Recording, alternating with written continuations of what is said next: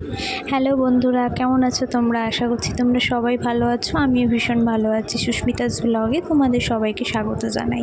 চলো, আজকে নিয়ে চলে এলাম তোমাদের কাছে আরও একটি নতুন রেসিপি, যেটা একদম নতুনত্বভাবে আমি বানিয়েছি। দেখো, এইভাবে বানালে কিন্তু তোমরাও দেখবে লুচিটা কিন্তু কোনো রকমভাবেই শক্ত হবে না। এমনকি যদি থেকেও যায়, তোমরা 2-3 দিন পরেও এটা খেতে পারবে, এতটাই সফট হয়। দেখো, প্রথমে আমি ময়দা নিয়েছি। এখানে আমি ময়দা 250 গ্রাম মতন নিয়েছি। তাতে আমি একটু টক দই দিয়ে নিলাম, মোটামুটি 4-5 চামচ মতন। ওই তোমার 100 গ্রামের থেকে একটু কম আমি টক দই নিয়েছি। আমার এখানে 300 গ্রাম ময়দা নিয়েছিলাম, ঠিক আছে। তো সামান্য একটু আমি নুন দিয়ে নিলাম মাখার জন্য। স্বাদ মতন যেমন আমরা নুন দিই, সেরকম একটু নুন দিয়ে নিয়েছি। আর একটু চিনি দিয়ে নিয়েছি। চিনি দিয়ে তারপরে আমরা এটাকে ভালো করে দেখো ময়াম দিয়ে নেব। তার জন্য আমি একটুখানি রিফাইন তেল নিলাম, সামান্য পরিমাণে রিফাইন তেল দিয়েছি।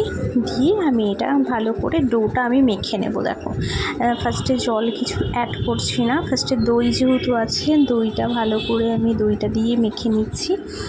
মেখে নিয়ে তারপর আমার যতটুকু জল পরিমাণ হবে ততটুকু জল আমি দেবো, ঠিক আছে। সামান্য পরিমাণে আমার জল লেগেছে, আমি কিন্তু নর্মাল টেম্পারেচারের জলটাই ইউজ করেছি। তোমরা ওইভাবে বানিয়ে দেখো, অসাধারণ হবে, অসাধারণ। বাড়িতে যাদের দাঁত নেই, বয়স্ক মানুষরা যারা খেতে পারে না, চিবোতে লাগে, রাবারের মতন হয়ে যায় লুচি, অনেক কেউই আছে লুচি বানাতে পারো না, তারাও দেখবে দারুণভাবে এটা সফট হবে আর তারা একদম চেটে পুটে খাবে। তো চলো, দেখো আমার ডোটা আমার হয়ে গেছে মাখা। এবার আমি এটা কিছুক্ষণের জন্য রেস্টে রেখেছিলাম, 15 মিনিটের জন্য। তারপর আমি এটাকে ভেজে নিচ্ছি। দেখো, কড়াইতে আমি ছাঁকা তেল দিয়ে নিয়েছি। ছাঁকা তেল দিয়ে নিয়ে আমি এটাকে ভাজবো, ঠিক আছে। আচ্ছা হ্যাঁ, আরও একটা কথা বলি, যাদের গ্যাস অম্বলের প্রবলেম আছে না, তোমরা একটু তেল যেটা ইউজ করবে না, সেটা তোমরা অলিভ অয়েলটা ইউজ করতে পারো। আমি কিন্তু এখানে অলিভ অয়েল দিয়ে আমি এটা ফ্রাই করছি।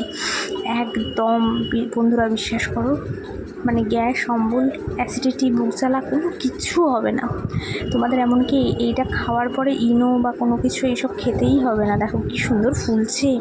আর তোমরা বন্ধুরা বিশ্বাস করো, এটা সাদা মানে দারুণ হবে, দারুণ। আর যে আলুর দমটা আমার একটা রেসিপি রয়েছে, তো তোমরা যারা যারা দেখোনি আমার চ্যানেলটা সাবস্ক্রাইব করে নিও।